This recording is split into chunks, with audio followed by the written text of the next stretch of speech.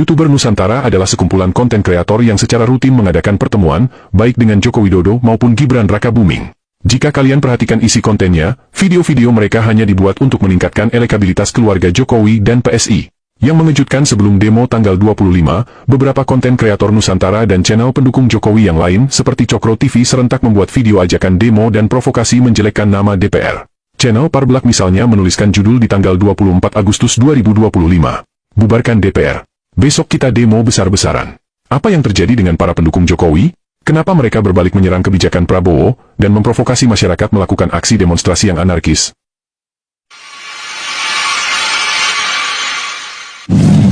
Berhenti aktivitas gitu ya. Udah jada? Oh enggak. Jadi gini, YouTuber Nusantara tidak mungkin bisa seperti ini tanpa adanya tol langit. Jangan lupa itu. Yes. Itu adalah buatan Bapak Jokowi yang luar biasa. Masih ingat wanita di tengah ini? Ya, benar, dia adalah Jati Erna Sahara, kader PSI yang menyerukan untuk lengserkan Presiden Prabowo. Harapan saya saat ini hanya pada Mas Gibran dan PSI. Jangan sekali-kali kecewakan saya dengan harapan. Karena harapan saya terhadap Bapak Prabowo sudah pupus. Saya tidak lagi percaya. Jangan coba bungkam suara saya, jangan coba suap saya, jangan coba kalian ancam DJ. Jangan, ya. Karena saya tidak punya rasa takut secuil pun menghadapi kalian. Saya tidak punya rasa takut menghadapi hukum, karena apa yang saya katakan tidak ada yang melanggar hukum. Kalaupun saya menyuarakan untuk melengserkan Prabowo Subianto, itu ada alasannya. Karena rangkaian peristiwa ini seolah sebuah benang merah yang jika diurai akan sampai pada demo berdarah saat ini. Mereka secara rutin mengadakan pertemuan di Solo. Jika Erna Jati Sahara secara terang-terangan menyerang Prabowo, para loyalis Jokowi yang lain yang tergabung dalam kelompok YouTuber Nusantara dan para kader PSI lebih memilih politik dua muka. Alih-alih menyerang Prabowo, mereka memancing kemarahan rakyat melalui isu kenaikan gaji DPR. Mereka tahu bahwa kenaikan tunjangan DPR bukan atas inisiatif DPR. Mereka tahu bahwa kenaikan tunjangan adalah kewenangan pemerintah. Bukan hanya pada DPR, Prabowo juga menaikkan gaji hakim dan pegawai negeri sipil, termasuk guru.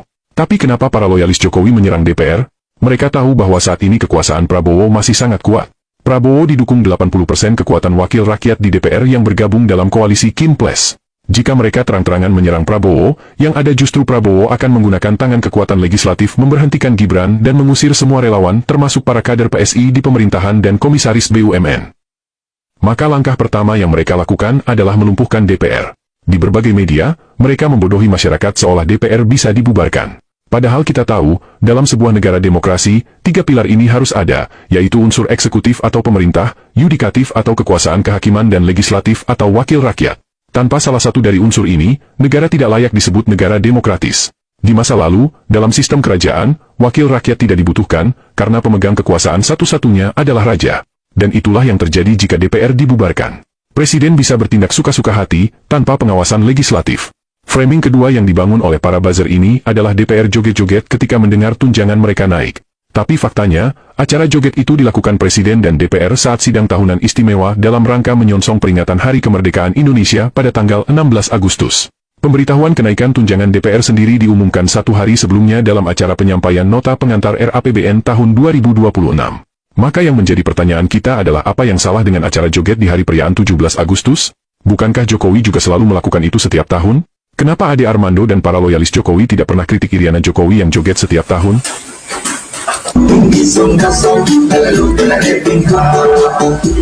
Bukan hanya pada saat perayaan 17 Agustus, Jokowi dan Iriana bahkan mengadakan peragaan busana di kalangan kabinetnya di halaman istana sambil joget-joget di saat utang negara sedang menumpuk. Tapi Ade Armando dan para loyalis Jokowi bungkam 1000 bahasa. Maka jika sekarang tiba-tiba mereka secara masif melakukan aksi provokasi menghasut rakyat melakukan demonstrasi besar-besaran membubarkan DPR, salahkah jika kemudian publik berasumsi bahwa agenda mereka sesungguhnya adalah menjatuhkan Prabowo, demi satu tujuan menempatkan anak Jokowi di kursi RI 1? Alasan mereka sebenarnya sangat tidak masuk akal. Dan itulah sebabnya, Badan Eksekutif Mahasiswa tidak mendukung gerakan mereka.